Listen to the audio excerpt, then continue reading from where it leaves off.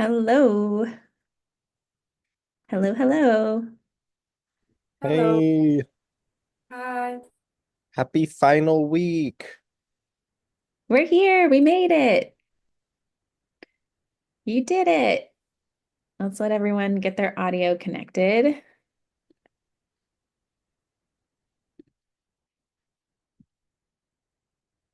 Hello, hello. All right. While everyone gets situated, let's all do some shaking out. I'm sure some of you have some jittery energy or speaker anxiety. So just, get going. We're here to have some fun and share all of the really amazing work that you've been doing because we behind the scenes have been following along with all of your progress. So we know, and I know you've been talking to your peers, but this is really a chance to kind of show everyone just the extent of how far you've come and we're so excited. So, a couple of housekeeping notes. You will notice that some of your coaches might be popping in. So, when they do, say hi. I see Michael is here already, and some of the others have told me that they're going to kind of pop in and out. Oh, there's Shannon too. Hello. Um, so, here's how it's going to go. Um, you all have 5 minutes. I am going to keep a timer. If you get to 4 minutes and 30 seconds, I will raise my hand, which should hopefully give you a little notification. But please also kind of pay attention to your own time. Um, you should ask questions in the chat. If you're presenting, you don't have to answer these questions and you don't have to have the questions interrupt you, but if you have a minute or two at the end of your presentation reserved, say you've only spoken for 3 minutes, then you can answer a question, or you can just wait until after your presentation and go through the chat and answer the questions. So don't let the questions kind of throw you off from what you've prepared. But at the same time, we highly encourage you to ask questions because as we know, many of you are going to keep working on these things because they actually relate to your real work and your real jobs. And so these questions can really help you in your thinking. Um, that said, also reactions. We love to see hands raised, heart emojis, reactions in the chat, things like that throughout the presentation. Boost each other's confidence. Let them know what you think is amazing. Um, it'll make everyone feel great and have lots of excitement throughout this journey of mini presentations. Kyle will be helping us keep track of the order. So I know you've all signed up for slots. He will send in the chat a regular update, as he already has, of up first, we have Oriole and on deck, Louisa. So if you are um, on deck or in the following order, just get yourself ready. If you haven't yet, please upload your presentation using the form so that we have a backup in case we need it. Um, and I think that that is it, and we are ready to get started, and Oriole is ready. So, um, when you're ready, Oriole, let's go. I should unmute myself. Thank you, Becca. And sorry, I just went ahead. I wanted to make sure that I could share my screen correctly. So you were speaking and I was already sharing. Let's go ahead. Good morning, good afternoon, good evening, good night, wherever you are in the world. And I'm very happy to start with these presentations. I'm a little nervous, but we'll get through. Let's go. So my Capstone project is a product strategy to optimize the user-generated content playlist at the Weather Network. You know me, but just as a quick introduction, my name is Oriol Salvador. I'm the video and news optimization specialist for the Weather Network, and in these roles, and also the video editor, and in these roles, I identified the opportunity to optimize the Must See Web Videos playlist, which is the playlist that features content submitted by viewers. Let's go. So just to give you a look of what that looks like, this is the playlist. It's under the video section, somewhere in the middle, and it features the content submitted directly by users and from social media. From the user perspective, the problem is that users at the weather network struggle to locate and engage with user-generated content on the app and the website. And user-generated content on the app and the website, the dedicated playlist is difficult to locate, doesn't feel personalized, and so the users are less likely to contribute with their own weather videos. The value proposition is an optimized user-generated content video playlist that empowers the audience to discover localized videos, inspiring them to share their own weather videos and therefore engage with the platform more actively. That's a competitive advantage because other key players in the weather news brands, in the weather news space, like AccuWeather, the Weather Channel, incorporate user-submitted videos on their content strategy, but lack of a UGC playlist. And then adding geotargeting to that UGC playlist gives us a competitive advantage that sets us apart from the competitors. On slide 18, which we're not going to go through in this presentation, there's the PRD that goes into more detail about geotargeting. But why would you do that? So optimizing the UGC playlist requires low effort because it leverages existing features from other playlists. For revenue is a fill-in because with low effort, it gives low impact. There's not a lot of revenue generated by this playlist. But for engagement is a quick win because with low effort, it has a high impact in boosting engagement, UGC submissions, and building community. What are the next move? As part of this strategy, I identified 6 product initiatives that I mapped in these action priority metrics, and they are divided by the goal that they aim to achieve, and also I use letters instead of numbers to not give this idea of one is more important than the other. As you can see, A, B, and C require more effort, more time than D, E, and F. Again, in the larger slide, there are more slides that go into detail about each one of these actions, of these initiatives. Those initiatives, as I was saying, are linked to these key metrics to achieve a success on optimizing the UGC playlist, which are increasing by 50% video views and interactions, by 40% boosting UGC submissions to call to action, and then internally 50% reduction in the effort allocated on managing the UGC playlist. So what about the future? In future iterations of the UGC playlist, we could consider creating specific URLs to target ads and sponsorships, and that's for this playlist and all the other playlists in the platform.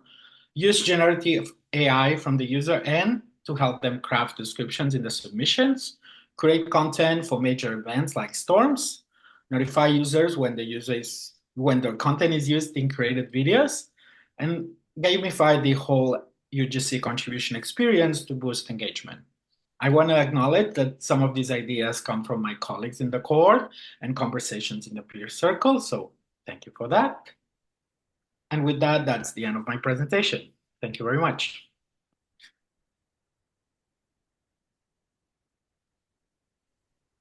Great job. Perfect timing. You don't have any questions in the chat right now, so we'll move on to Luisa, and if anyone has any follow-ups for Oriol, we will. And then Fabrice, you're on deck.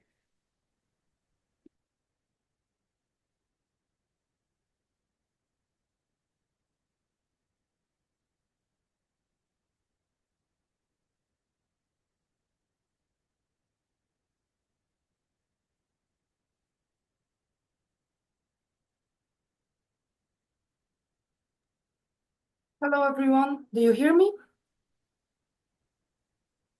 Well, Yeah, hello, hear everyone. you. I'll present my Minha Folha, the subject of my capstone project.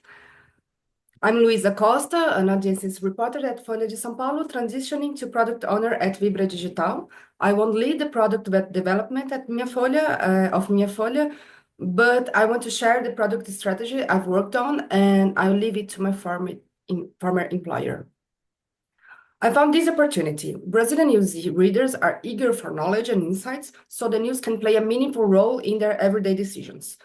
However, they are overwhelmed by information and misinformation. An organized presentation could connect their curiosity and needs with a vast news offering.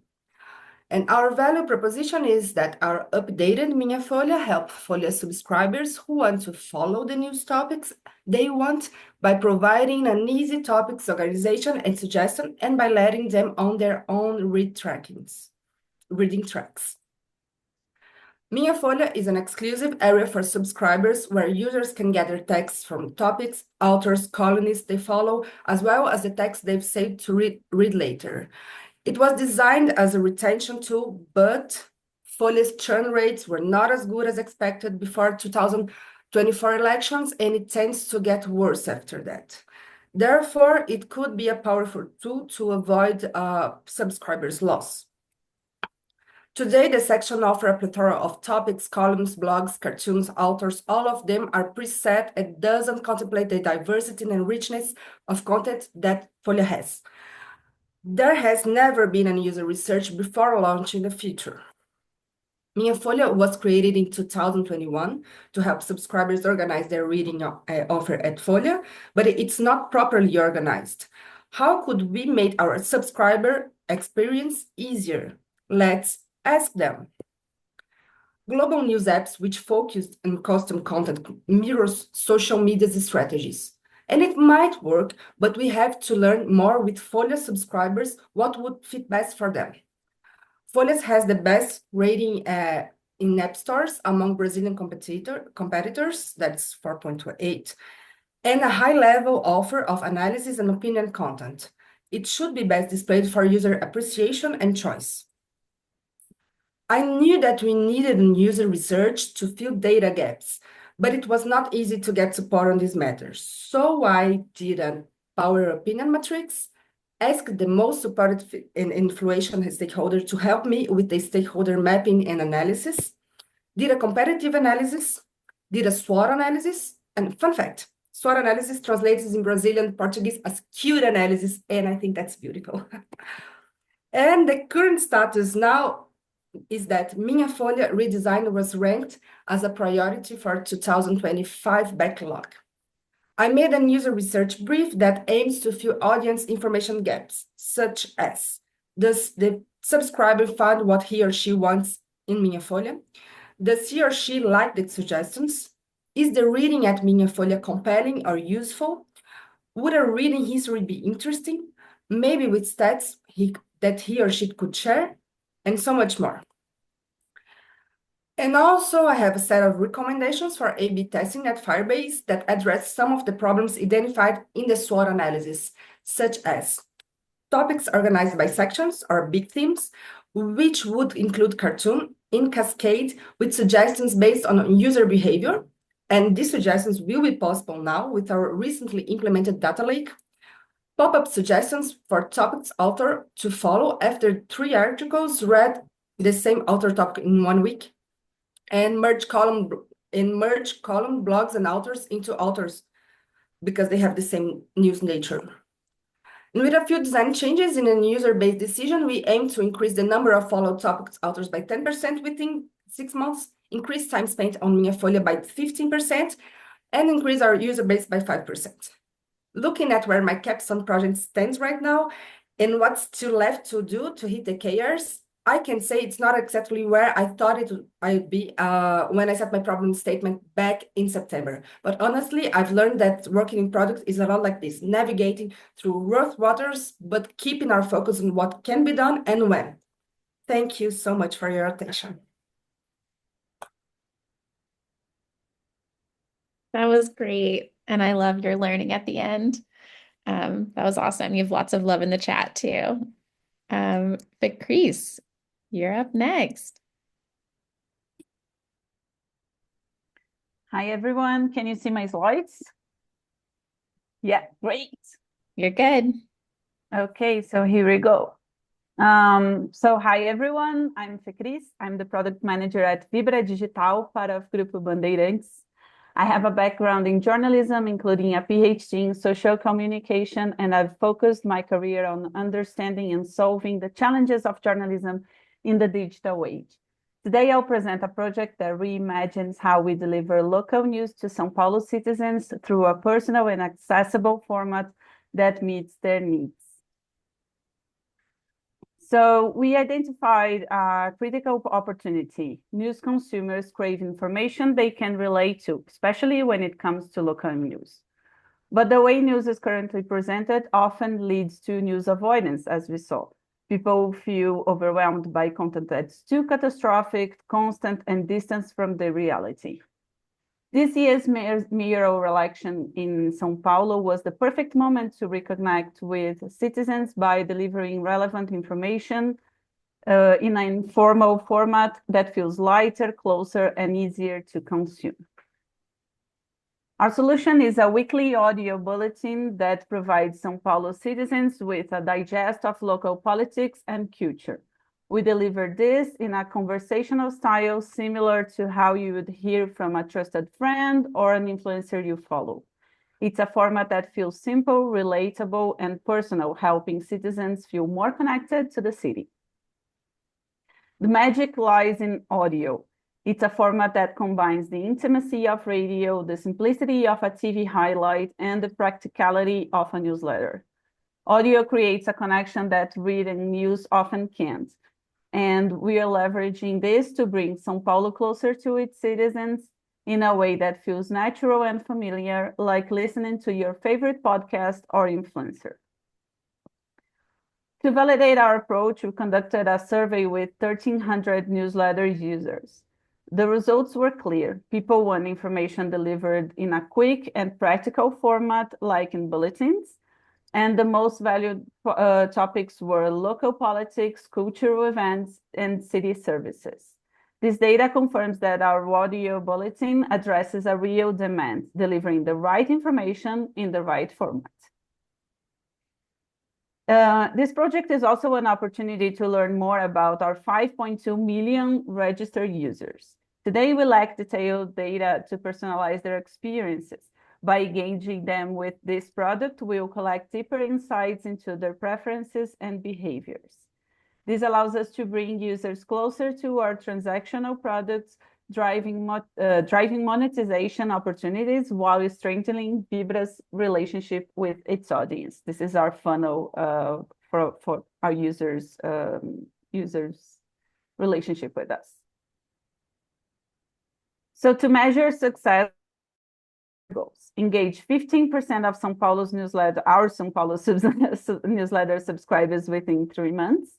Achieve an NPS score of 7 or plus after the first month. Increase user data by 50% in the six first months. And keep churn below 25%, matching our current newsletter rate. These metrics will ensure we're delivering value to both our audiences and also to the business of Vibra.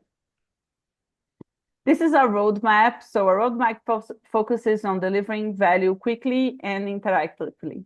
The elections in October were a great opportunity to study the public and learn more about users' preferences. So we used the mayor election as a drive to understand what public would value in terms of information so they can choose who to vote for. Now we've already started the prototype and testing phase, so we can hopefully launch the product in mid-January. And that's it. Thank you so much for your attention and time. Please keep in touch. It was great to be here with you all. Great job. That was awesome. Your slides, I think, had everyone mind blown. They were so gorgeous. All right. Frank looks ready. Wait, hang on. Play. Okay, so you see a guy. Cool. We can hear you. Okay, great. This is the homepage editor of Reuters.com. Every day he has to decide what his team should be doing that day. Should they be adding inline links to like the top 4 or 5 stories that get most of the traffic during the day, or should he be adding fewer links to more stories by using a curation system that allows things to go across stories in the same subject? He makes these decisions now basically based on his hunches.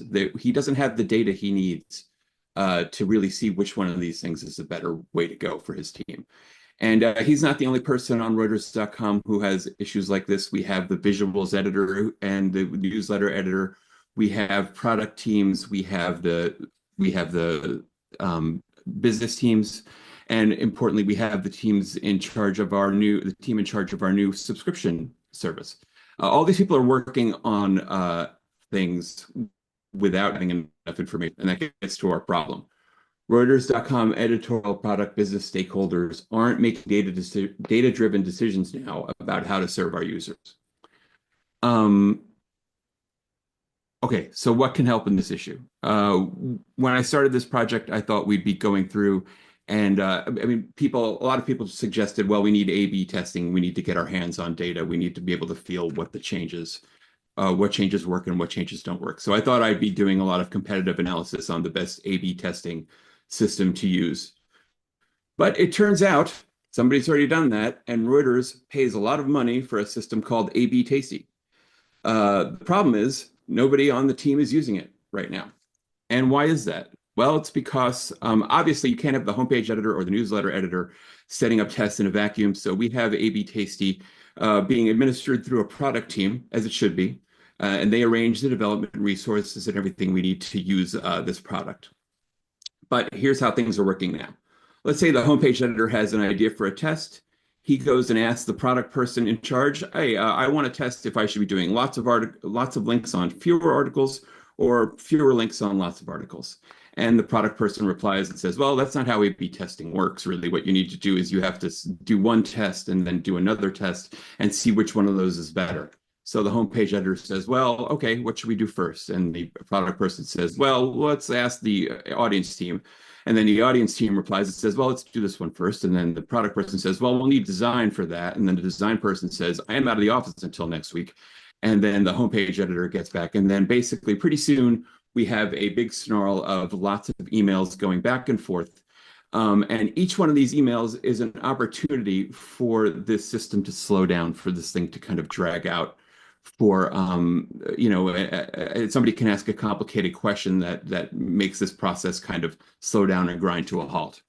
And even worse, while this is all happening, the newsletter person might have an awesome idea. They don't know this is all they don't know that this is happening, and their idea kind of goes by the wayside and doesn't get considered. So, how are we going to deal with this?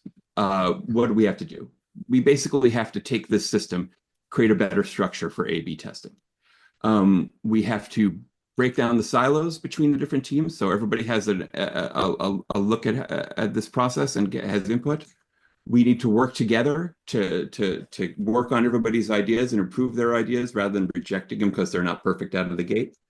We need to learn what is working on the site, obviously, and we need to build on what we learn and feed that back into the system and kind of the design thinking cycle of learning things, trying things, doing it again.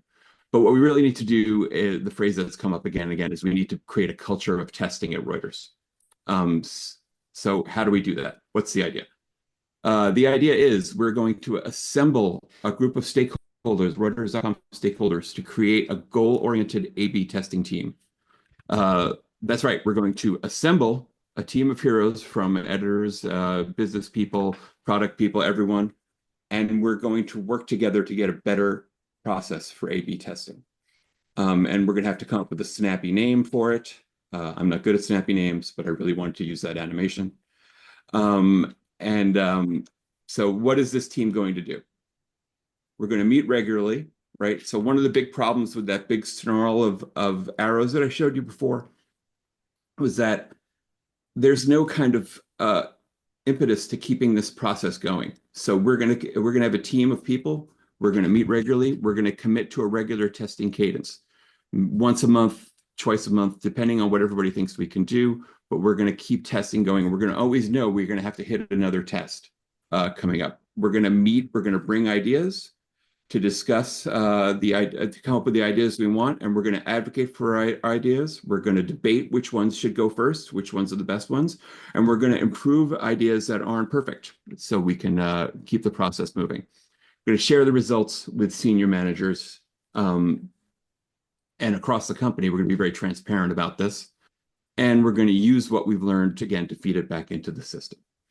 What are the outcomes of this team? I could talk about user engagement. I could talk about time on site. I could talk about just serving the readers, but we have a paywall now.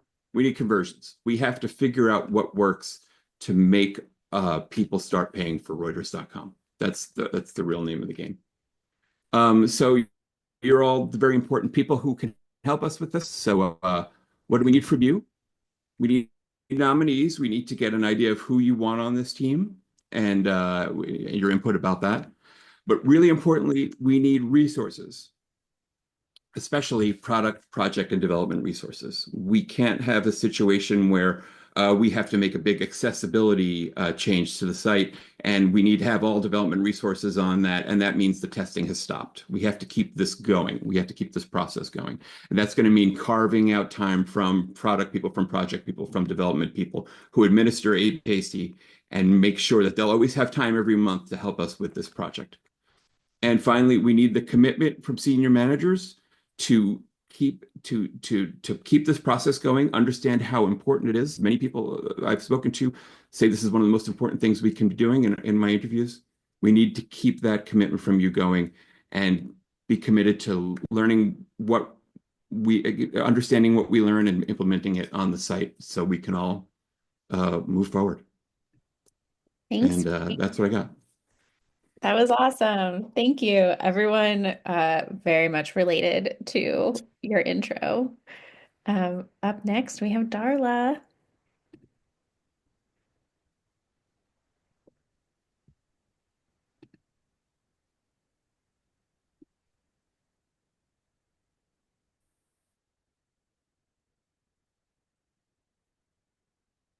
Oh, you're on mute, Darla. All right, sorry about that. Thank you. Hi, I'm Darla. When I started this program, I was the interim chief product officer at the Texas Tribune. Now I'm the official chief product officer, and I really owe that to the News Product Alliance. This program was transformational in my career. I'm really excited to share my capstone with you today. So I didn't set out in the capstone to create a product vision for the entire Texas Tribune, but I did. And this is something that I shared with our staff last week. Our product team is creating new foundational systems to guide our organization's transformation as we start and sustain new local newsrooms. We're using this triangle format to guide our work. What we're supporting is content with journalistic value. How we're doing it is with technically modern tools and processes. And why we're here is to serve more Texans. So what I actually set out to do with my capstone was develop that playbook for product strategy in our first local newsroom, the Waco Bridge. The Bridge is intentionally designed to serve its audience differently than traditional media. We're hiring local journalists to create accessible information by, for, and about Waco, which is a mid-sized city in Central Texas.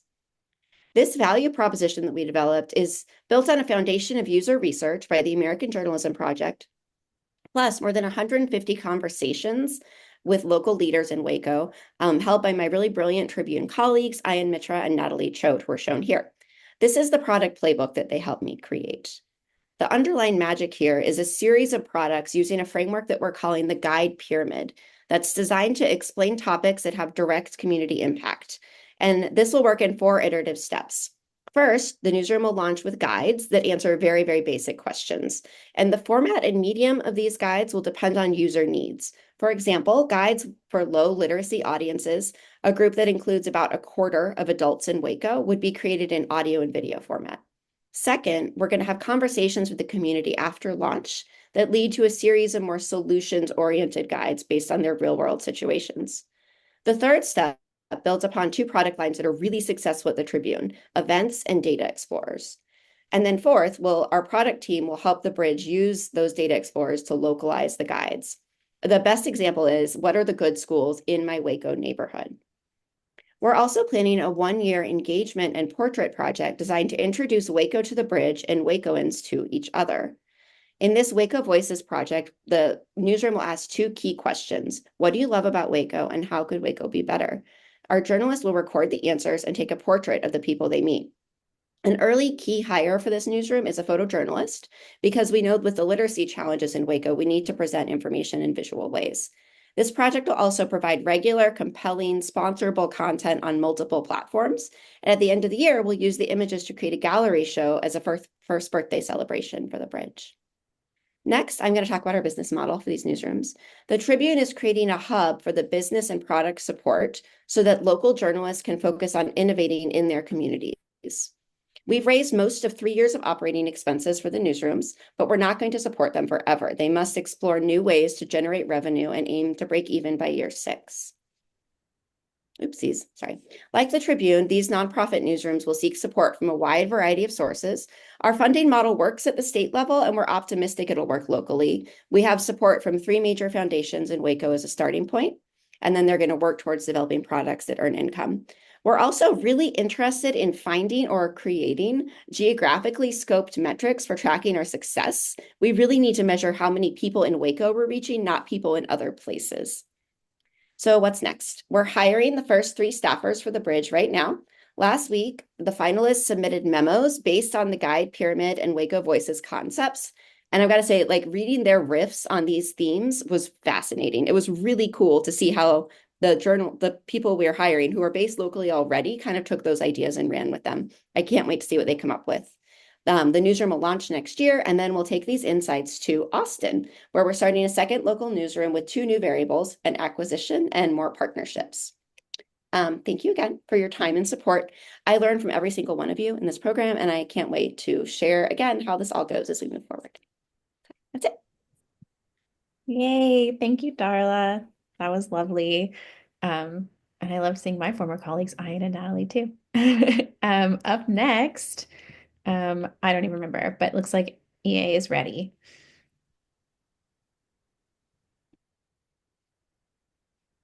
Are you muted? Okay, now you're good. Now you can hear me? Okay, and can you see my slides? Okay, Yep, great. you're good. All right, perfect. Okay, well, thank you so much for being here, all of you, and for listening to my presentation. For my capstone project, I focused on the NPR app CMS, which internally we call the configs. And let me tell you, there is a lot to configure out about these guys.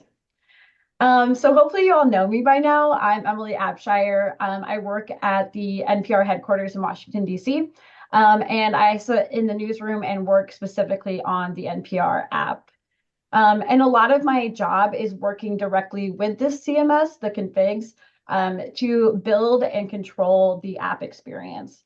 So the configs are really powerful in the way that they give editorial the ability to control almost all of the content experiences on the app, but also the presentation of the app, how things are laid out, as well as some of the infrastructure and settings that affect the user experience. And one of the important things about the configs is that it allows editorial this control without needing a developer or a code release to have the changes go live in the app. So that is really powerful for us. And actually that power was why the configs were created 10 years ago when the app was born. But at the time, they were only meant to control a few of the audio experiences in the app. And like I just said, they now control almost all of the experiences in the app. And the editorial team needs more and more to work in them to do their audience-facing work. However, the CMS did not evolve to meet these editorial needs. This is a screenshot of the configs. For you all, I pretty much just show you this and you're like, yeah, that's a problem. So this is a JSON text editor. Has not been updated since we began 10 years ago. And right now it has 32,000 lines of code in it. So the problem here is that the editorial team really struggles to use it. Our editorial team does not come from a technical background. And what I found in talking to them is that they find the current CMS to be very unintuitive, inefficient, and inflexible. And in turn, it's limiting us from delivering and iterating on exceptional user experiences for our app users. And so I believe that by investing in improvements to the configs, this will allow the editorial team to better meet the audience's current expectations of us and ensure that we can adapt to their needs in the future. So a lot of my project was spent talking to all the users to really get to the bottom of the issues, and then also talking to my stakeholders to understand the resource opportunities and our priorities. So this is obviously a huge project, and so my proposition is that we break this into phases. And so phase one would be about addressing concerns right now. And so if I didn't say this before, I am the resident expert on the configs, and often I am the single point of failure for a lot of these experiences. And so as the owner of the configs right now, I want to address some of these concerns that other users are having without developer involvement, because I don't have the resources. And so some of those things right now, the challenges that I want to target, like in the near term, would be the overwhelming amount of code. There's a lack of clarity about how pieces are related to each other. And it's unintuitive how the pieces then connect to the final UX of the app. So that looks like me cleaning out old code, adding more notes to the code, revisiting naming conventions, and renaming units to make it clearer about what they do in the final product. Phase two looks like solving major challenges, the biggest overlaps of challenges that I found in my user research, which I need developers resourcing for to help me solutionize for those. So the goal would be to make all of the editorial team members experts in the configs and eliminate the single point of failure that often occurs.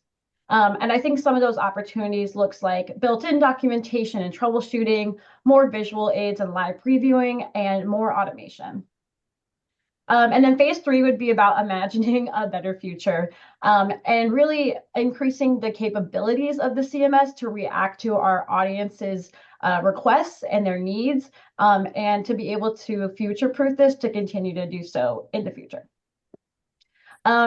And really the next steps is all about buy-in. A lot of people at NPR don't even know the app is run on the configs. They don't know anything about it. And so I really need to translate this for people, like why this is a problem and how it's affecting our bottom line.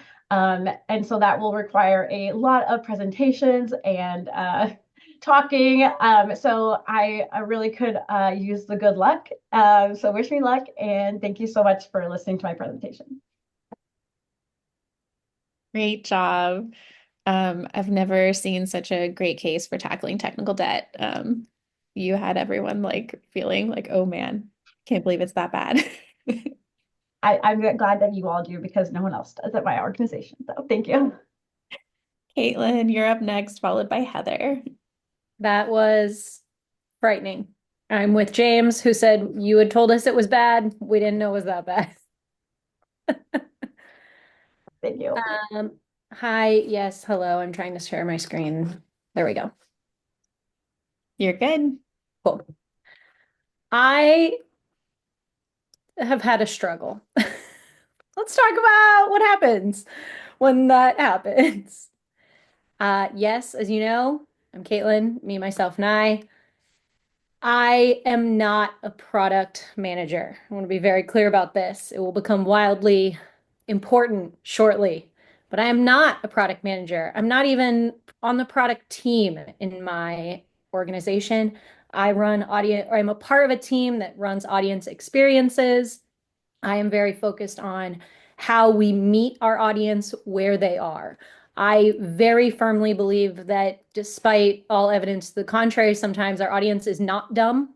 I believe that we can elevate conversations with them, and I believe that it's really important that we make those conversations a two-way street.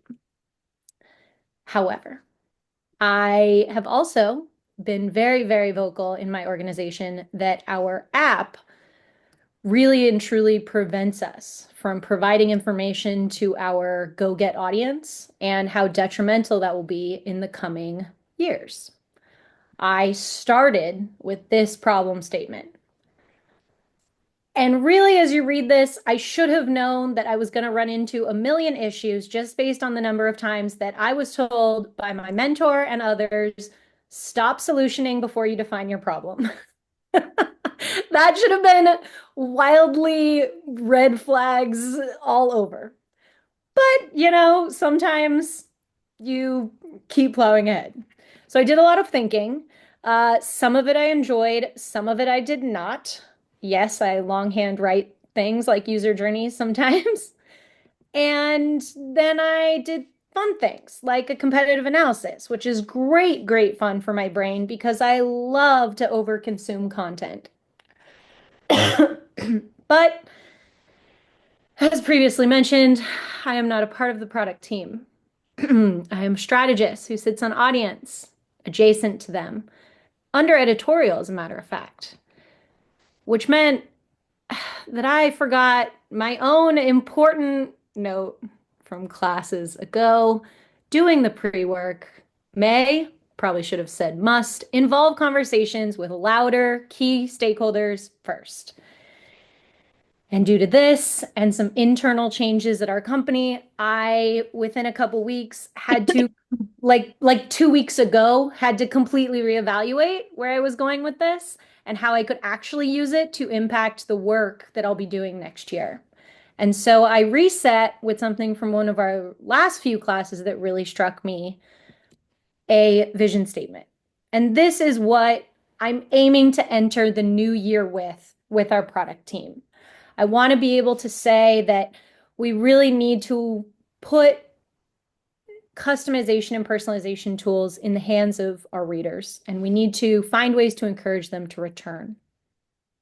The biggest thing I've learned throughout this session is that we love a framework, and you have to find one that works for you.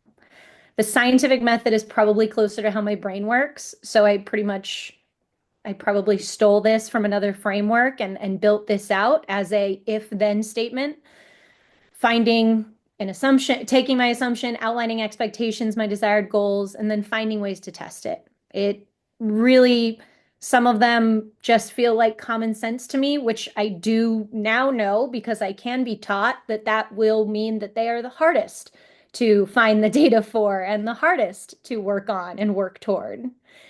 And that, again, puts me here at the end of the year, entering next year with a whole new remit to guide our app and add our go-get audiences to the app. And that means re-interviewing stakeholders, because again, I can be taught. That's defining our problem and ideating and remembering that each step of this has to include my product partners. Not because I didn't include them the first time, but it's hard when you don't have a remit at a corporation as large as mine to bring them on that journey. And now that I do, I am feeling a little better. I started making some notes. I've started outlining what these things could possibly be, and I'm excited. I'm scared, but cautiously optimistic. Thank you. Thanks, Caitlin. That was great. And thank you for taking us on your journey with you. Up next, we have Heather, and on deck, Carla.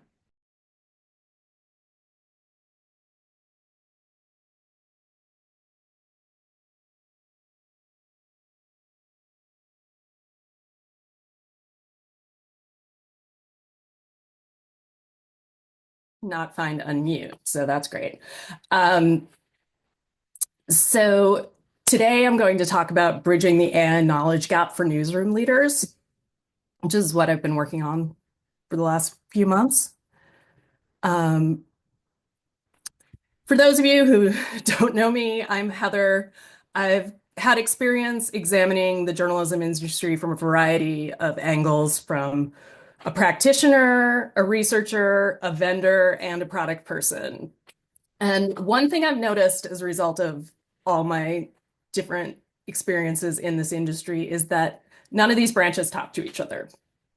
And as a champion of journalism, I consider it a bedrock of public life and democracy. It's very important. I want to develop something that lets newsroom leaders spend more time producing quality journalism and less time searching for that magic tool that will make workflow easier. Now, when we think magic tool, what do we think of? Well, we think of AI. And when we think of AI, frequently what we think about is the controversies. Sports Illustrated, BBC just had something a week ago complaining to Apple News about AI-generated fake news from summaries. But that's not all. The Neiman predictions for 2025, there are 16 that just mention AI in the headline. That's not even including other ones that discuss AI. It's something that's our industry is very concerned with, and it has many possibilities, and it's still a major topic for newsroom leaders. So, how many of you have sat in a meeting where you've been told your outlet needs to do more with less or that the belt is tightening? Given the lack of time and news resources newsroom leaders have, they need a way to help them evaluate their outlets' AI needs. At the same time, academic and tech industry experts are studying this from a different perspective. The tool I'm proposing saves time and money by preventing leaders from making costly investments in technology that doesn't serve their business or editorial goals. Looking at the current landscape, there are resources for newsrooms available. For example, Trusting News has an entire trust kit on their site. Gannett posts their AI ethics on their website. Other places do this as well, but how do these policies help the individual? It's one thing if you're working at Gannett and somebody says, hey, go ahead, look at the policy.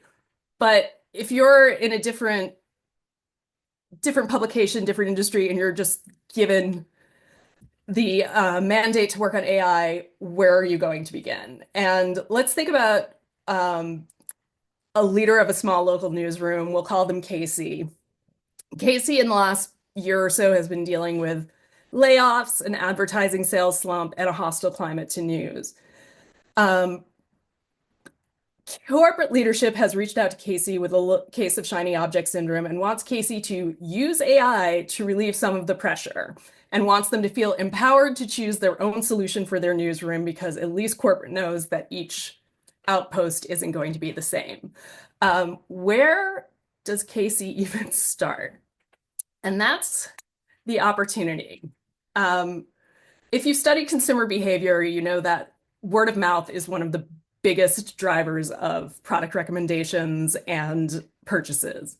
91% of B2B sales are influenced by word of mouth in some way, and 92% of people trust family and friend recommendations. So looking at that, we need a way to get various journalism stakeholders talking to each other. So this evaluation will help Casey decide what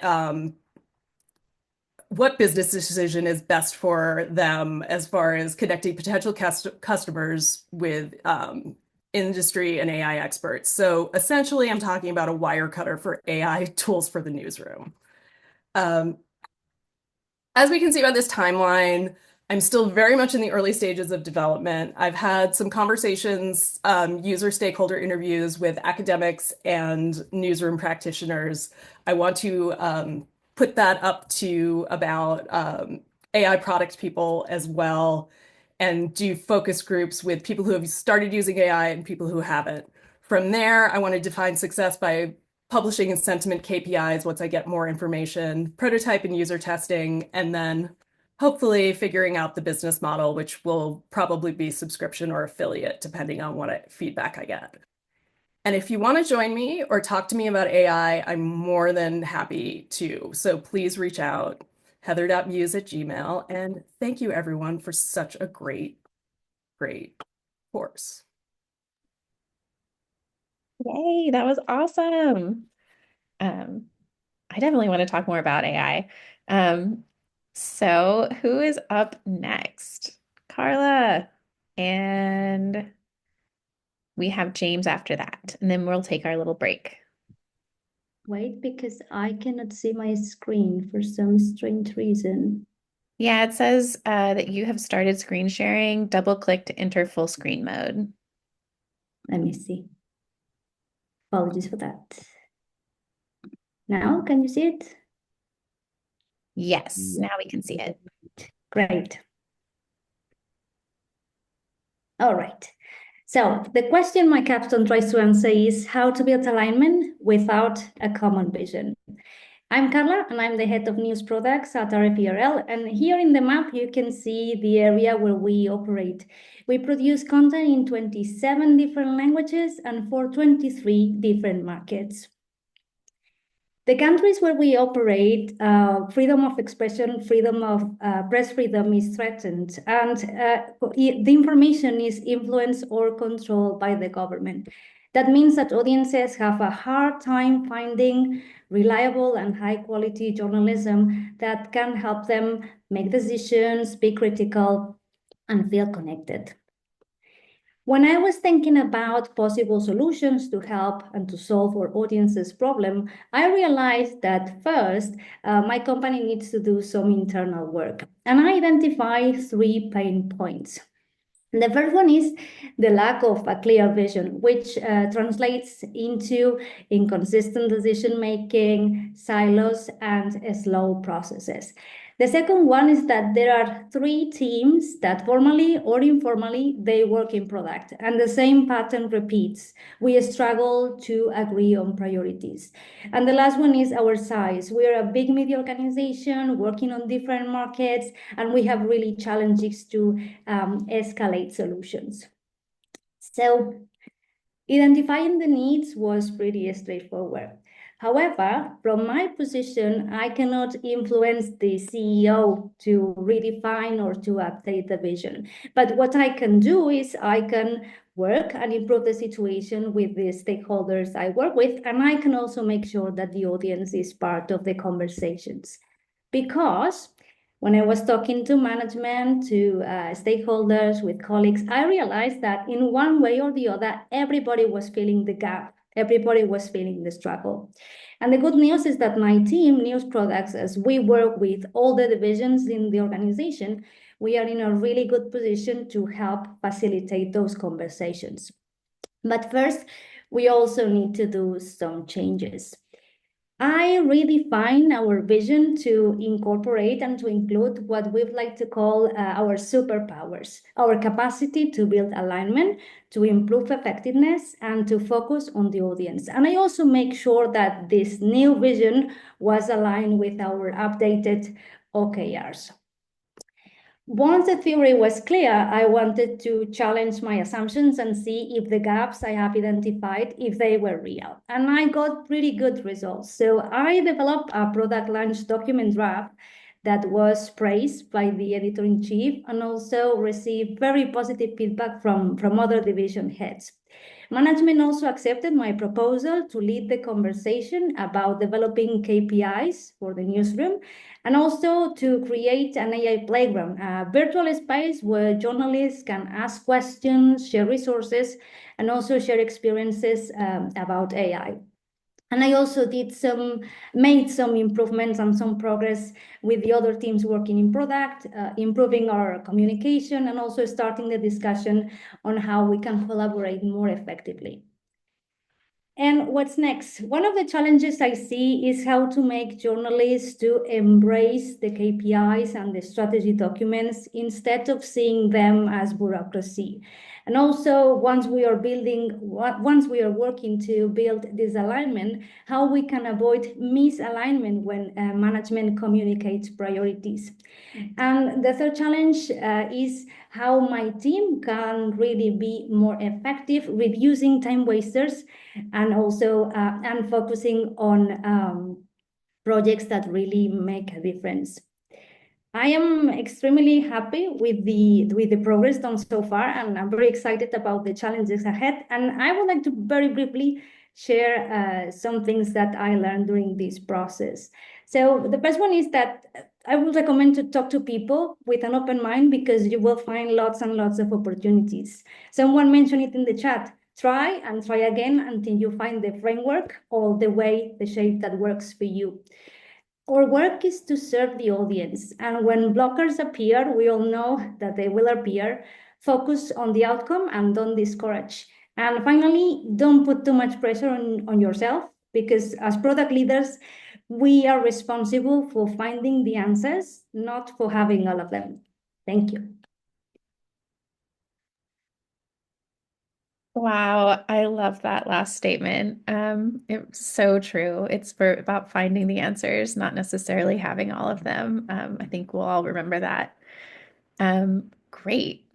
Um, I think we have one more, and then we're going to take our break. Great. Let me figure out how to share. We got it. You're good. My screen. Yeah, start the timer. Okay. Hello, I'm James, in case you forgot. My capstone project was focused on news avoidance, or rather like giving people the tools that they need so they avoid the news less.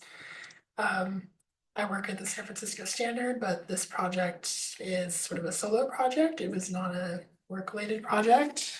So it's kind of on my own, and you'll see that reflected in the progress I made. This idea originated with my own experience. When there's a crazy breaking news story, journalists often spring into action. There's so much information, it's coming quickly, it's changing frequently. And for readers, it's a lot of work to keep up with it. As we move from fact finding to reactions to analysis to how do we get here, I work in news, but I still find myself taking breaks in situations like this and waiting for a clearer and fuller story to emerge. So, as someone who works in news, I've started regularly avoiding it in a sense. So, it got me wondering what people who don't work in news are supposed to do in this situation. There's actually some research on this. The annual Reuters Institute Digital News Report found that news avoidance worldwide is up to 39% among news consumers, which is the highest it's ever been, up from 29% in 2017. And I think if this trend continues, it's kind of an existential problem for journalism. It means people aren't getting the news that they need to understand their world, understand themselves, and we don't get the audience that we need to survive. So that's the problem that I wanted to pursue, is that digital news consumers are feeling overwhelmed by a chaotic news ecosystem. They have trouble keeping up. How can we create a way to consume the news that's easier to follow and less overwhelming? Um, Obviously, this is a gigantic problem space, like a huge problem space. The big question throughout the capstone project with my mentor was like, what is a problem that I individually can actually work on? Like, how do I scope this down to something manageable? So I explored a lot of different things, did some divergent thinking. I thought about like making an app, about making a new version of Circa, which you may remember from 12 years ago. Lots of different things. But then I read the book Avoiding the News, which is from those Reuters Institute researchers, and it covers more of the causes of news avoidance. And I think that kind of helped narrow some things down. And I made some quick sketches of several ideas. And then I took those sketches and made link canvases for a few of them, to look at like what would be an actual useful project. And the idea that I think has the most promise based on the link canvases is a feature that provides context to people before they read a news article. That Avoiding the News book described that a big reason why a lot of people avoid news is they feel like it's not for them because it's inaccessible to them. So the concept is to like help people understand the context better, have the background information they need to feel like they get the news so that they feel like it is for them and then all the benefits of news become available to them. It's not necessarily a new idea, but I think it's more practical to pursue something like this now than it would have been before because we have tools like generative AI to help personalize that so that we could provide context that's personalized based on what people's individual reading histories are so that we make sure they get the information that they need and aren't being told things that they already know. An MVP version of this might be something like a browser extension that provides that, inserts it into news articles using generative AI like Claude. As a starting point, that extension might be scoped to work on like a single website, ideally one with some liberal constant content licensing policy, and it would insert the content into the page at a useful location, TBD, because in all the chaos of the fall, That's kind of as far as I've gotten, but I do have some sense of what I would need to do next. I started a user research brief to define some of the big questions that remain. I think the one that I wonder about the most is like, when is the right moment to surface contextual information? Is it like before you read, while you're reading? Should it be all in one place or spread throughout the article? Like, what actually makes sense? And I think prototyping and usability testing would help answer those questions. Like I said earlier, the problem space is really huge, but it's really important. I almost went with a simpler project for this capstone, but I'm glad I stuck with this one. And I'm hopeful about being able to do something to improve the lives of newsreaders in the future. So thank you. Yay. I love this is very, very inspiring. James, I think you're trying to tackle a problem that we all think about a lot. And so it's really cool to see your thinking on it. We're going to take a short break, 5 minutes, and then we will come back. Thank you all for being so engaged so far. I love reading all of the comments. It's been great. So take a minute, use the restroom or get a snack, and I'll see you back at 11:06.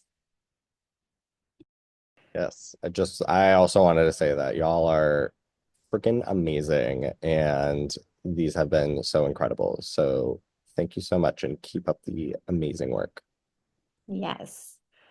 So Olivia's up next, and on deck we have Krishan.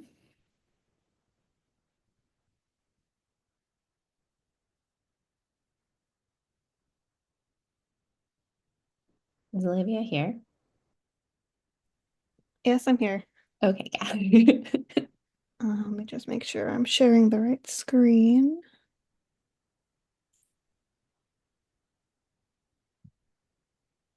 We can see your notes right now. Oh, you're good. You're sharing your whole screen instead of the window, just FYI. Oh, I see. Hang on one second.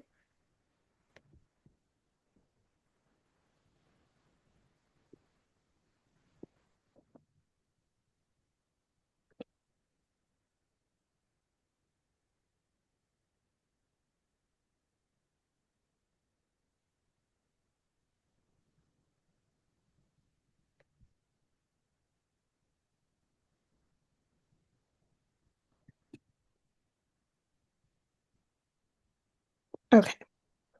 Everyone Great. can see that now? You're good. Okay, great. Hi everyone. I'm Olivia, and I'm going to be sharing my capstone project on a deals product for the Jersey Bee. Just a little introduction about me and the Jersey Bee. I'm our civic information producer. Basically what that means is I put together our newsletter product that goes out Monday through Thursday to 12 different municipalities all across Eastern Essex County. Essex County is located in North New Jersey, right where the little bee icon is in my picture. And we are one of the most densely populated counties of New Jersey. So we have a very large audience to serve.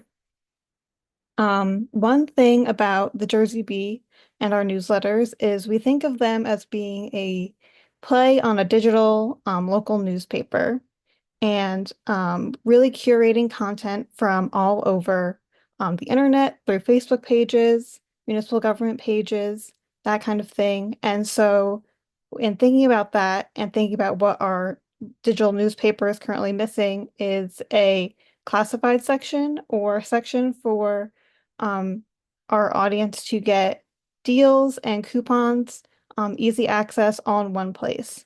Which is how I developed my problem statement, which is that Eastern Essex County residents currently lack a central source to finding local deals and coupons from local businesses. And local businesses also can struggle to reach residents across the county because current advertising options are very segmented by municipality. And that disconnect limits access to savings for Essex County residents and also limits the local businesses' reach. In developing my problem statement and laying out what goals I want to achieve, the main one is giving our newsletter audience the ability to shop locally and at a more affordable price point. I was able to assess this goal or make this goal through the active listening I do in my day-to-day job in creating the newsletter and curating content. And in the same way, having connections to local businesses through our newsletter and through our engagement lead. They also want the opportunity to advertise their business and reach more customers and be able to advertise at an affordable price point without being locked into a long-term contract. And the other goal, the third goal, would be creating a product that would produce revenue that also supports the community. Producing revenue gives us the option to have our newsletter and other long-form content be free, essentially. So the next step would be evaluating audience needs.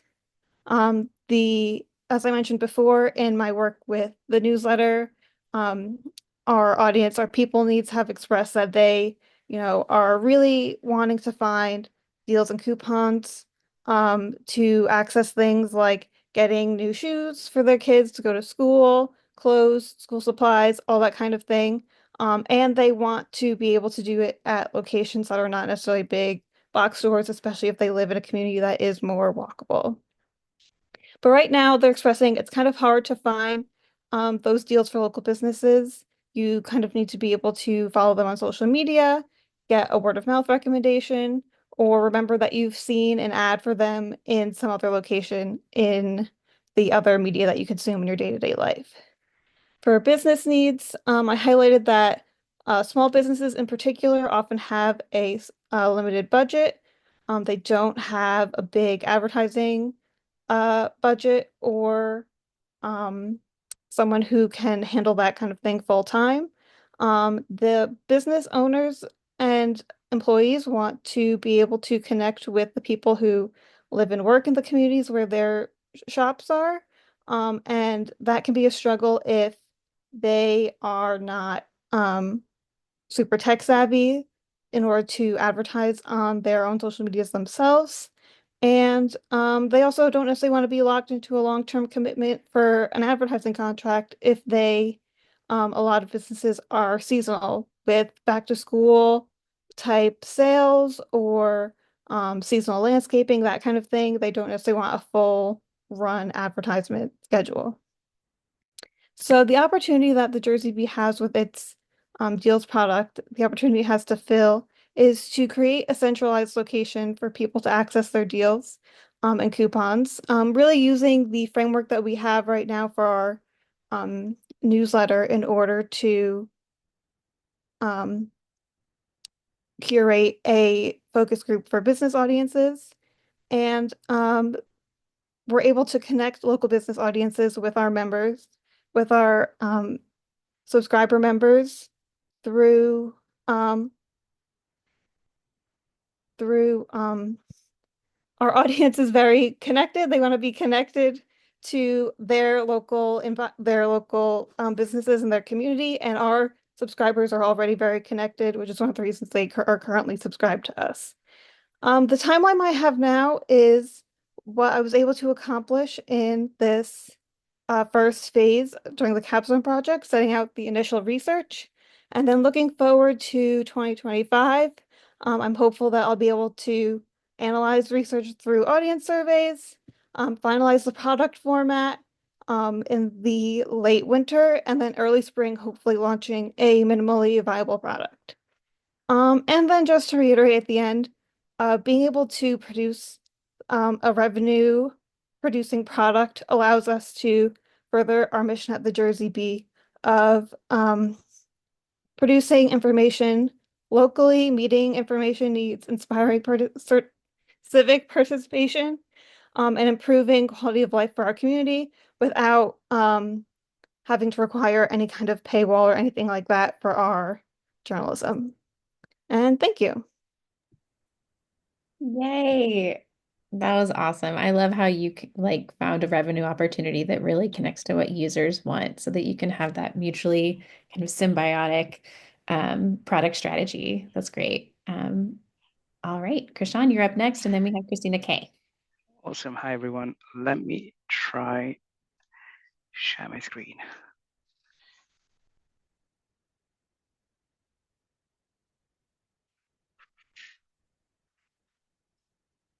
And remind me to breathe. Can everyone see my screen? Yes, and you're breathing. You're good. Fantastic. Hi, everyone. I'm live from London. I am a senior data analyst taking care of the news taxonomy and the metadata of the Bloomberg terminal. Very much like Caitlin, I am not a product person. I work in the data department, so it's been a fantastic opportunity to learn throughout these weeks and feel more at ease with myself when I deal and I work closely with the product team. I joined Bloomberg 2 years ago. And prior to Bloomberg, I used to work for Twitter, the good old days. I miss it. I was part of the curation team, content and newsroom there. And prior to Twitter, I was a breaking news expert at Dataminr. So, the Bloomberg terminal, awful user experience, so overwhelming, purposely overwhelming, and can look quite challenging. But once you understand how to deal with the interface, it's actually just like any other website. And the entry point for all clients is to play around our special keyboard. This colorful keyboard that looks like a toy allows you to access different parts of this massive universe called the terminal. And this is my favorite button, the news button. As soon as you hit the news button, you are allowed to enter all the different functions and web pages where clients can access news in different ways. But still, again, very overwhelming. And clients love to find what they need to find by following topics. So all the different news articles and all the different news features include the option to follow a given topic. It is a very important product feature of all our news product services. So let's have a look at what I'm talking about here. So this is our homepage, news homepage on the mobile app. And as soon as you open any sort of article, at the very bottom of each article, you can see all the associated topics for the given article, and clients can follow that topic. They can click, and most importantly, they can personalize how to follow the given topic. They can receive mobile notifications, emails, get alerts on their dashboard, and so on. Yet, clients like Harper Stern from Industry HBO are very frustrated that they cannot find trending topics on the terminal. So let's say monkeypox, when monkeypox became a story, we were quite slow at launching that topic, that followable topic. Same with DOJA, the new department, the new government in the US. So clients face delays in being able to follow topics for emerging and relevant news trends due to inefficiencies in the current news topic creation and publishing workflow that we've got in place. So these delays weaken the ability of our clients to act on new information promptly, negatively impacting their decision making. So the value proposition of improving our topic launches is to provide with fast access to emerging news trends by streamlining the followable topic creation process. And the solution is to ensure clients can stay informed, but also win-win situation, allowing the newsroom to work more efficiently. So needs, win-win situation. I want to make the newsroom life easier, but also the client's life easier by getting signals from the newsroom. We have a massive newsrooms around the world with incredible talent, and it's all about leveraging what we have in-house and ultimately work earlier than later when launching new topics across different platforms. So opportunities include automation and predictive analytics, enhancing user experience, real-time metrics, and targeted trials. Three goals: reduce time to launch for new topics, increase client engagement, and deploy a pilot for the new workflow in 2 months and achieve full-scale launch within a year. The strategy includes implementing an agile workflow, integrating predictive search analytics, collecting client feedback, leveraging newsroom expertise, and most importantly, using existing statistical models that allows us to monitor and flag emerging keywords across what we publish and across what clients actually search through the search bar. And we get that kind of daily data every morning, but we're not really using it at its maximum potential. The overall improvement of the workflow would take actually up to a year. There's a lot of different stakeholders just within product.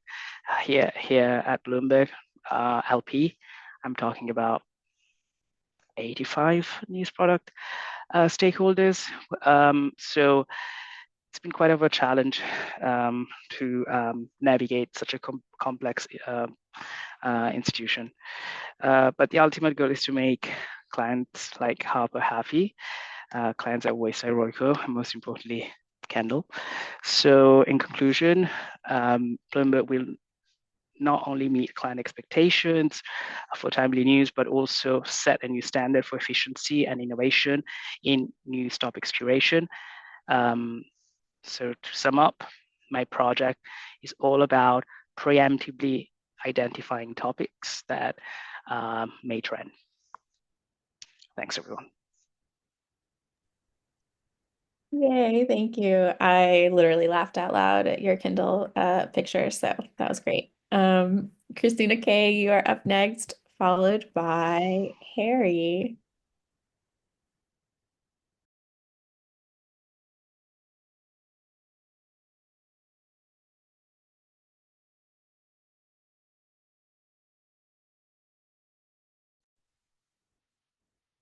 Hey, so you guys are going to come along with me in discovering why LehighValleyNews.com deserves a redesign of their newsletter landing page. So just quick intro of me. My name is Christina. I'm the audience engagement specialist at LehighValleyNews.com. And LehighValleyNews.com is a nonprofit newsroom incorporated with our local PBS station and NPR station here in the Lehigh Valley, Pennsylvania. So as many of us started this capstone, we had to come up with our problem statement. And Lehigh Valley News covers 2 counties within our area, and within those 2 counties are 3 major cities. And readers in this area really are looking for hyper-local news coverage delivered directly to their inboxes. And luckily for us, we already have several newsletters that cover those niche areas. However, unfortunately, our newsletter landing page is not seamless, it's not frictionless, and it doesn't convey that additional value that these newsletters provide the readers. So how did we come to this problem? We did user surveys and user interviews, and we discovered that over 40% of our readers don't even see the value in registering for our website, but they do prefer to get their news alerts in their inboxes, and they want that niche local coverage. And luckily, again, we have those niche area newsletters going, so that part is already taken care of. So this brought me into thinking, what is our MVP for this landing page? And it's really simple for us. It's a streamlined sign-up process where it's quick and easy, and we also wanted to make sure that we provide that personalization feeling for those relevant newsletters based off our users' interest. And then ultimately, we also wanted to do a mobile-friendly design because through our survey, we discovered majority of our readers come through mobile devices, and we want to make sure that this landing page is accessible for all devices. So next step was to take a look at our competitors in our local area. And what we noticed was that it was hard to even find their newsletters on their websites. And then we also realized they don't even cover the niche little areas we have. It was more of like their everyday e-newsletter, e-newspaper or something like that. And then we are hoping that we use this landing page as a point of entry for our readers to then go and explore our website and then move on to registering for an account. So how are we going to measure that this landing page has been effective? Is hopefully seeing that these specific segmented newsletters signups have increased by 15% in 6 months. And then with that increase, we're also hoping that we maintain a 20% increase in open rate for all those segmented smaller newsletters versus our AM e-newspaper, sorry. So what's next for me and my team? It's making that prototype, making sure we draft some great compelling headlines, showing that additional value in our CTAs, including benefits like hyper-local, updated, tailored to your newsletter, to your neighborhood, and then working with a UX designer to create those wireframes and mock-up of a landing page. So if anybody knows one that they want to pass to me, I'd really appreciate it. And then ensuring that this, again, is mobile friendly and intuitive because, like I mentioned before, right now it's really like junky and really needs to just make it one email, simple and done. And thank you, everyone. This class has been great. I've really been enjoying connecting with all of you and watching your projects grow. Perfect timing. Great job, Christina. That was awesome. Lots of good feedback in the chat for you. Up next, we have Harry and then Max.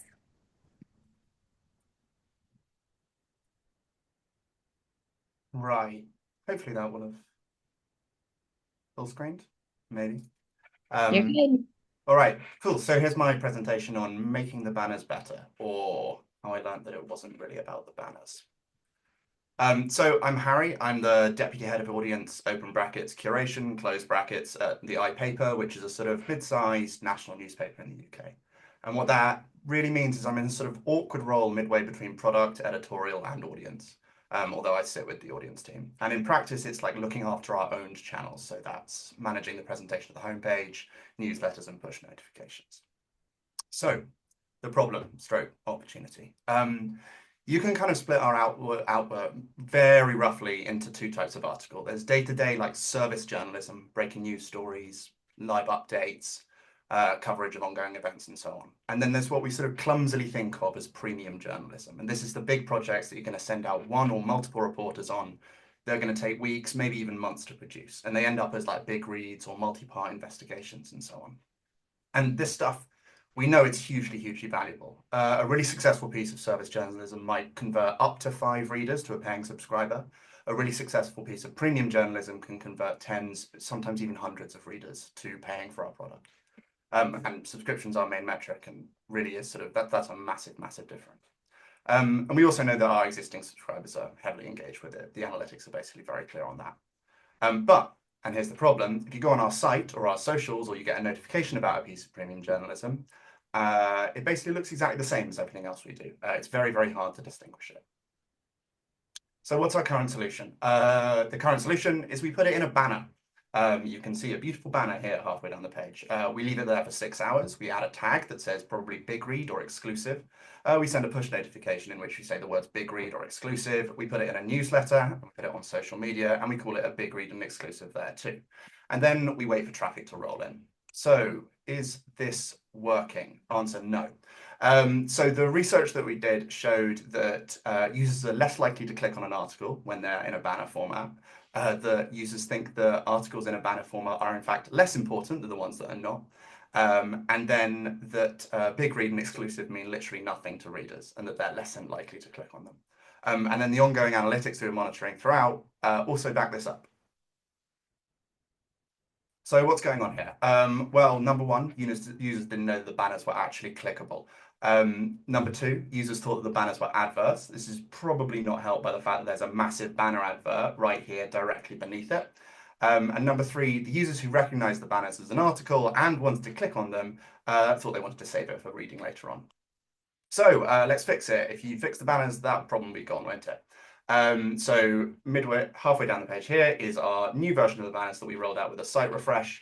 We've made them feel a bit more clickable. They sort of mouse over, underline, and then the formatting is more up to date with the rest of the site. So it looks more like an article and less like an advert. And in future, maybe we could add mouse over bookmarking, or maybe we even make them animated. And here's a little prototype of that. But this wasn't actually the problem, really. The problem was not the banners. The problem was a lack of alignment between audience, product, and editorial on what premium journalism really was and what it could do. And the moment this really clicked for me was seeing the different way the teams, when I interviewed them, used the term exclusive. Editorial were adding exclusive tags because they thought it would basically boost traffic and it made journalists feel important. Audience were promoting things as editorial. Oh, no, I managed to go to the wrong slide.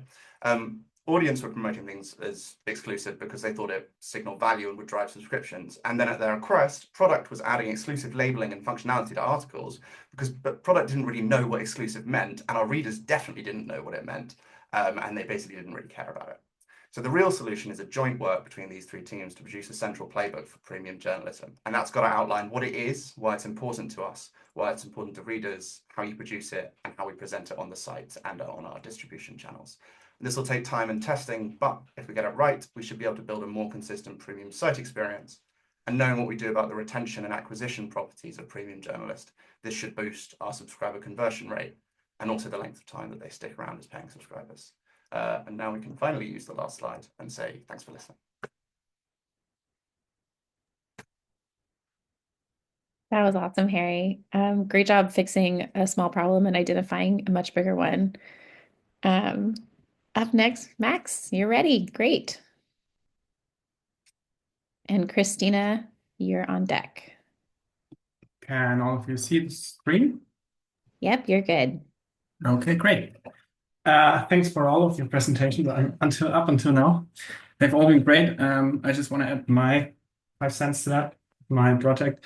First of all, Caitlin, EA, I think we should start a support group for struggling product app people. My topic is developing a push notification strategy because right now we don't have one. I think all of you have seen my face until now. I'm Max. I'm working at a local news organization in the south of Germany, which also is a print paper. And that's where the problem starts. Right now, we push our notifications about articles either when the article is ready for it to be published on our homepage or when it's ready for the print version, which is most of the time between 7 and 8 p.m. in the evening. So we have a lot of push notifications in that time, and we don't have a lot of push notifications about articles the rest of the day. Together with our digital newsroom, we will develop a push strategy based on, that's a shocker, audience needs. There is, which is the good part, no technical development necessary. So when we have the strategy, we can quickly implement it. Plan is in Q1 2025. Why are we doing it? Well, part of it is to earn money. Another part is to serve our audience, and best of all would be to combine both of it. almost all of our users in the app are already subscribers. So they subscribe and then they download the app. So the focus here is on reducing churn. We want to reduce churn by at least 15% with that. With our push strategy, the goal is to increase engagement. If people are reading more articles and more often, we have a good chance of getting a better retention and less churn. So our subscriber base should grow, which is the plan, by 3% in year 2, 6% in year two, and 8% in year 3. Well, how are we doing it? We're doing it for our app users, and because research and user research that I did shows that the audience needs are a little bit different to what we offer currently. So we need to change something. In my organization, we're divided into regions, and every region has a different digital hat that is responsible for pushing articles to the homepage and also doing the push notifications for those articles. So with all of them, or some of them at least, in January, I will be doing a design sprint. In this design sprint, we will develop the actual push strategy and then execute on it, hopefully. What I already did was user research, both asking people what they actually want, also looking at the data, what they actually do. This will be the basis of the design sprint. Yeah, so what could be some competitive competition that we face? Well, in our region, we're the only local newspaper, so there is no competition on that side, but we're, of course, competing with national news that also have their own respective news apps. With them, we're basically competing for the attention of our readers. But our research shows that local news, which we are offering, is by far the most important factor in clicking on a push notification, at least for us. So there is no one else that is reporting on what's happening in front of the doorstep of our readers. And as local news is very important to our readers, we kind of have a kind of advantage there. Also, what we discovered is most of the time we're quicker with breaking news push alerts than the national media, which is something I couldn't quite believe at the beginning, but I don't know why, but we have a great team in the newsroom. So because of that, we're very quick with breaking news, which is also something that we need to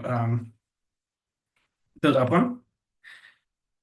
What's the analysis of all of it? Well, what I'm currently doing, it's not a feature that I'm building. It's a process, but sometimes improving a process in collaboration with the newsroom can be more important and impactful than launching a new feature. So thank you for that. Yay, that was great. I love that you actually did audience research. Amazing. Up next, Christina, and on deck, Federico.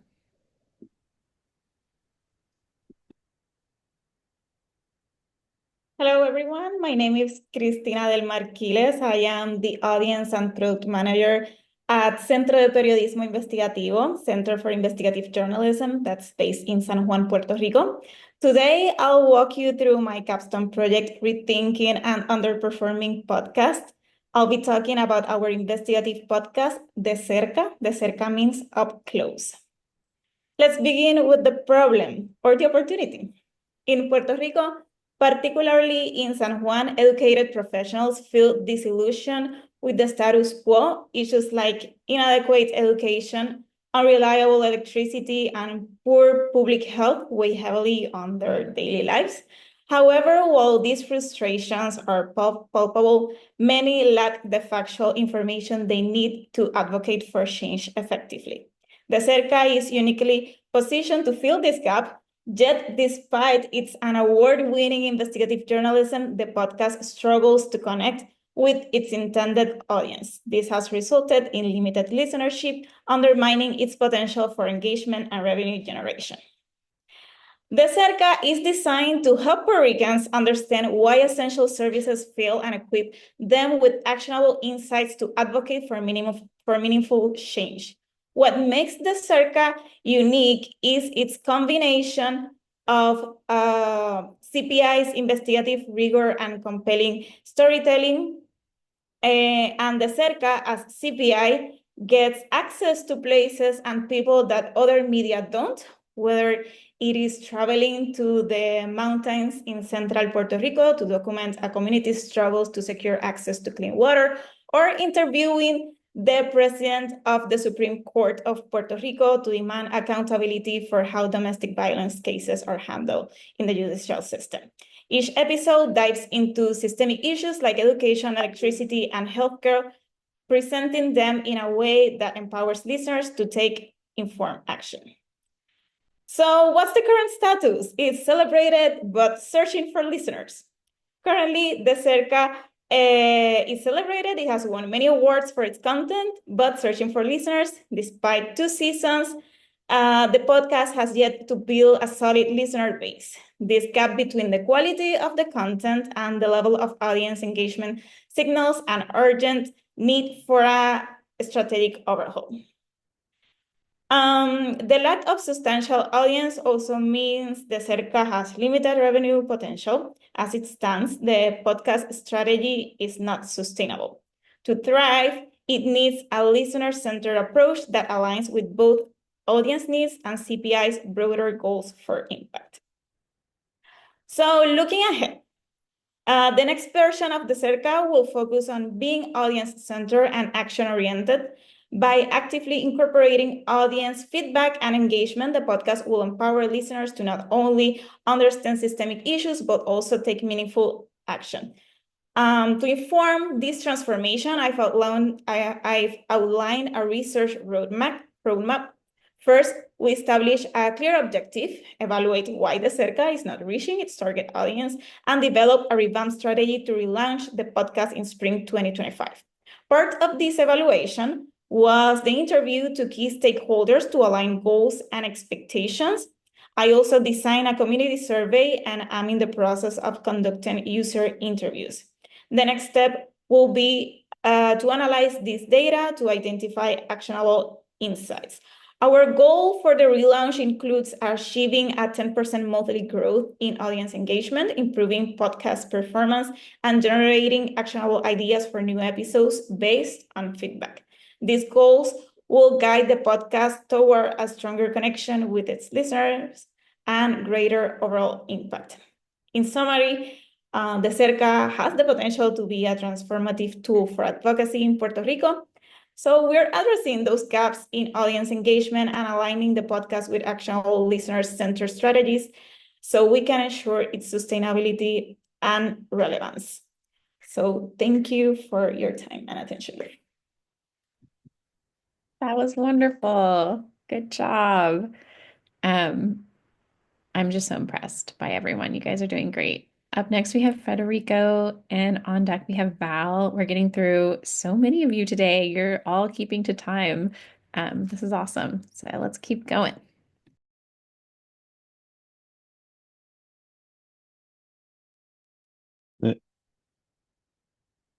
Let's see if I can continue the trend.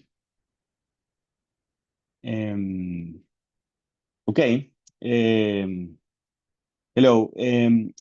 Yeah, so I'm gonna share today essentially how under the program we can relaunch our flagship newsletter as Tiempo AM and the progress we've made since we started. So just to remind, I'm Federico and I'm Director of Product and Growth at Tiempo Company. So we're kind of a legacy newspaper, based out of Washington and Boston, and now on a trend to go national since 2020. We're still pretty small, so small company in general, small product team. So as I've shared before, we identified that at Tiempo Latino, which is our national brand, we were focusing on an audience that was too broad, and we were putting out a product that was too generic and maybe not like culturally distinct. And then apart from that, because of kind of the threats of AI and everything, we also decided to, moving forward, prioritize our newsletters and social media accounts over our website. So, kind of big, company size problem. But I decided, to focus on a more kind of concrete, specific challenge, but that could also help me along the path of solving kind of that big challenge. So we decided to kind of revamp our flagship newsletter, which used to be called AM Nacional. Kind of through it, start redefining who Tiempo Latino serves and how. So first thing we did was to put together a task group to think through many of the challenges and kind of concretely put together a prototype for the new newsletter. So after several meetings and also some user research, essentially we settled on a specific audience as our target, which is kind of younger professional Latinos who juggle kind of US corporate life and their Latin American roots, and need kind of help fitting into their new country at work and out of work. So we leave this is that your problem to solve, and also, which is that there's a fit also with clients who want to reach this demographic, and they're kind of hard to reach in general.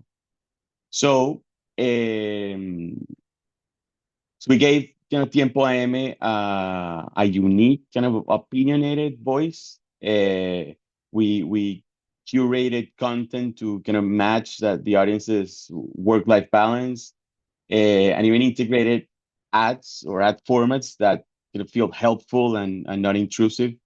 So we even kind of wrote down the persona of who is writing the newsletter, so that keeps on. It's not dependent on one specific writer or two.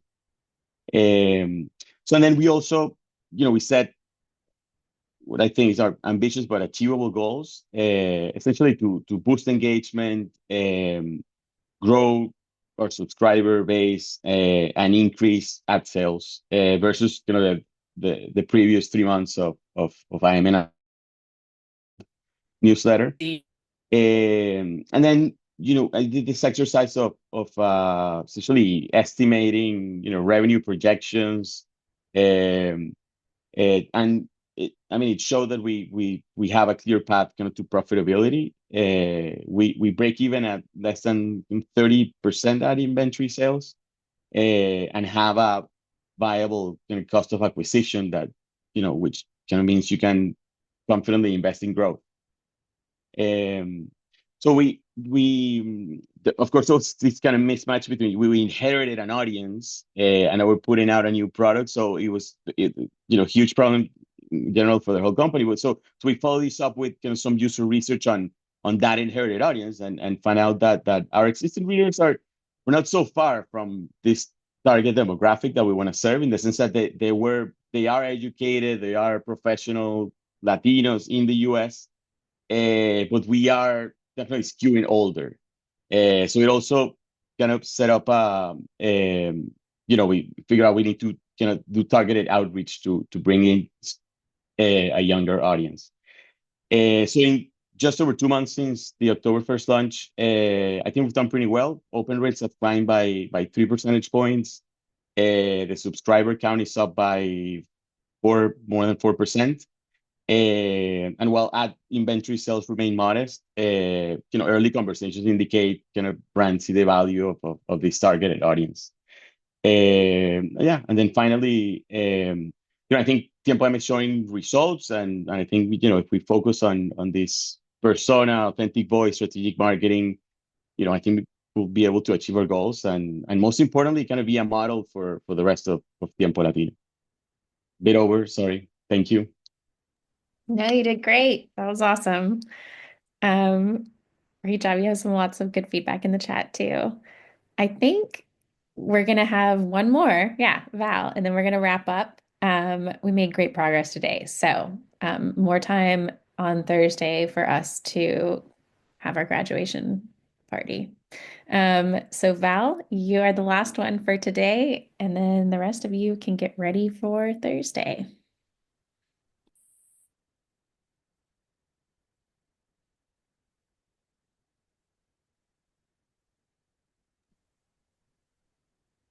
Right now, your screen says you were sharing your entire screen, but it is just that button. It is just that button.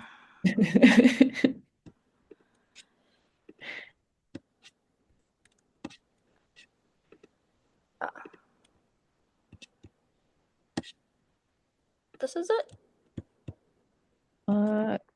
Double click. Also, your video is off, which is fine if you want to leave it off. But Why am so you know. I? Okay. We're still seeing the Can you start see it now? screen. The start screen? It says double click to enter full screen. Okay, there you are. You're good. Oh, weird. How strange. Okay. Oh, Hi, I everyone. think it's because we can see all of your, you just switched to the Zoom. Oh. Do you want to try sharing Perfect. again? That was here's good. Why am I the only person who is having trouble? No, you're okay. No, this happened to me. You have to do only presenter view and then just share that window of your Google Slides. Yeah, That's what you're trying to do for your yeah. notes. Yeah.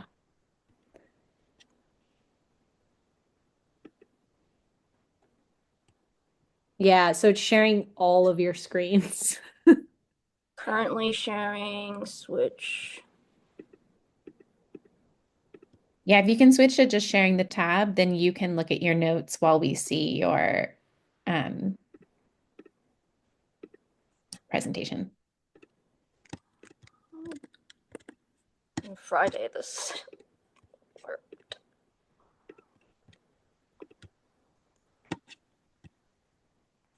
Don't worry, this is why we put in extra time because we know it's going to happen. It always happens to one or two people, so you're not alone. Okay. Is it now only? No, we still just see the thing that says you are sharing your entire screen. Yeah, as EA said. Kyle, do you want to bring up the backup presentation? I actually think one thing we could do just to make sure is we can kick off with Val on Thursday, just so that we have enough time for her. And since we did amazing today, you all did fantastic. And that way, Val, if you want to come a little early on Thursday, we can just make sure you're all set and good to go then. Sure. No, you're good. Don't worry. This is fantastic. We got through more than we planned, so you guys are awesome. You did a great job with your presentations, and I loved how active the chat was and everyone just giving each other kudos and great feedback. This has been really fantastic. I'm feeling so inspired, and I bet you are too. I can't wait for Thursday to see the rest of the presentations. Thank you so much to the coaches who were able to join us. I know some of them had to hop off, but they'll probably be back on Thursday a little bit too. We really appreciate having you here, Cynthia and Ariel. And I know Shannon and Michael were here earlier too. So yeah, we'll see you guys all on Thursday. Enjoy the rest of your day, evening, morning. Bye, y'all.